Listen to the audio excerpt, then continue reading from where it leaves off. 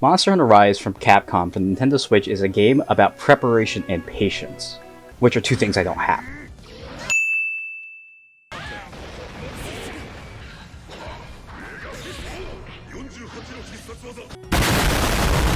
But you know what I do have? Too many hours in this game. Please, somebody help me. I'm addicted. I can't stop. Please, help me. It's been weeks. I have finals to do.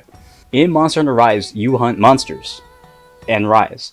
What I'm trying to say is conceptually this game is very simple and very easy to understand. Your gameplay loop is going to be go on a hunt, find the monster, then either kill it or capture it. And you may be thinking, wow, that sounds boring as fuck. And I would say yes, it is, if that was all there was to it. I said before that Monster Hunter is a game about preparation, and if you go into a hunt unprepared, especially at higher ranks, you will get stepped on. Monsters are tough as hell, so generally you want to be as prepared as possible. This means discovering what elements a monster is weak to, so you can get a weapon that does a lot of elemental damage of that type. What type of damage does that monster deal? Then you gotta find the strongest armor available to you at the time that has good defensive stats against that element. There's no one set of armor or weapon that's good against every monster, so there will be moments where you're on a hunt that will give you a chance at resources that you will need for another hunt, that you have to farm for resources for another hunt, which you could get the weapon you need for your main hunt. This has led me to the unfortunate discovery that there is no such thing as a casual Monster Hunter fan. It's fucked up. There's a lot of focus on preparation, which I think there should be. You're looking at different charts and whatnot. What are their weaknesses? What ailments do you have to look out for? What items do they drop and what equipment you can make out of that? You really got to think about the items you craft and gather and the best way to get them. It adds weight to your actions outside of the fights. Do you want to put time and effort into getting this weapon or this other weapon, or do you just want to use some materials you currently have to get this armor instead? You're not just buying or selling equipment for the hell of it, you're thinking about your inventory, at least a little bit. And what helps add weight to your decisions is where the materials for each set of armor or weapon comes from. The monsters. You're going to be farming different monsters to try to get certain armor or weapons, and all the while learning their attack patterns. Every monster is like their own boss. They got their own themes. They're big, sometimes even huge, and they do big boy damage that may hurt your little gamer feet. When you're under-equipped, these things will destroy you. Oh, you got hit? Gotta go heal up, bucko. Go drink your little orange juice and try not to get sat on by the lizard with wings. But eventually, you get the armor, you get your weapon, you learn their attacks, and then you destroy that fucker like COVID did at any chance Green and Blue Fantasy Versus had it becoming a big FGC game. Rest in peace. And what really helps this game is the wide variety of weapons you could use. You can use a big sword, you could use a bigger sword, you could use a sword and shield, and also a gun. The way you use each weapon will differ from each other and allows for a wide range of playstyles. I like using the insect glaive and jumping on goons like I'm on a pogo stick. And within weapons, there's also a lot of customizability.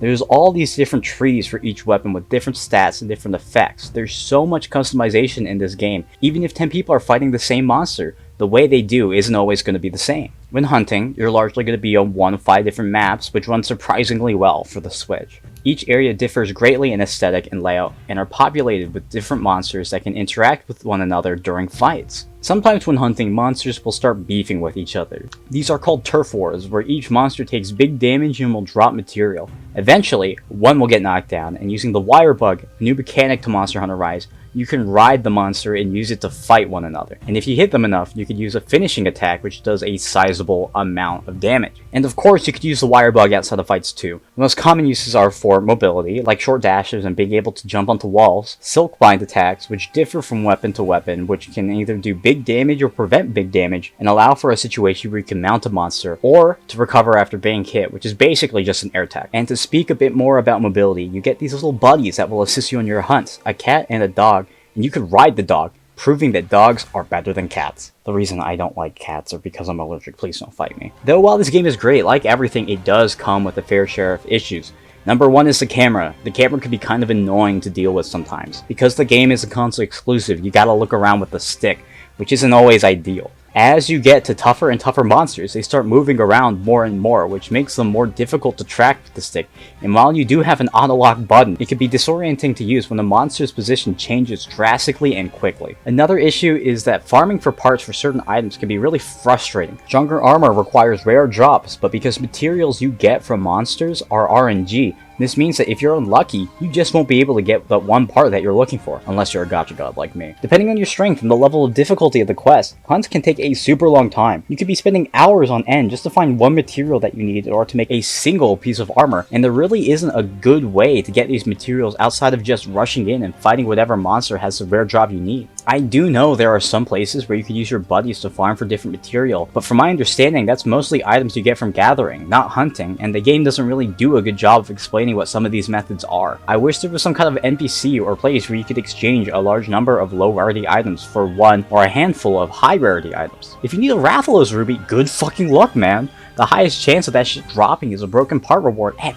4%. And if you're a gacha player, you're thinking, man, 4%? That high? But if you're a normal fucking human being, then you're thinking, why the fuck is the chance of this item dropping under 5%? While I get that it encourages players to replay missions and extend playtime, the chance does not have to be that low, especially because there doesn't really seem to be any kind of pity system in the game or a way to exchange for parts. But besides these two issues, the game is really fun. It's easy to hop in and lose hours to. The gameplay is really tight and replayable, and the multiplayer makes the game a lot of fun to go on hunts with friends. It's a meat pog. That is meat pog.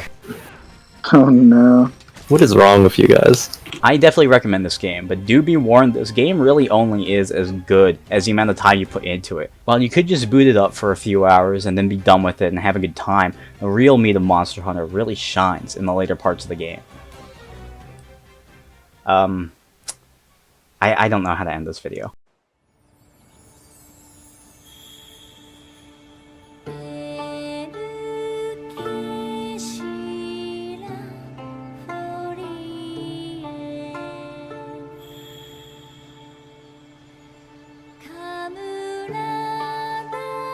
See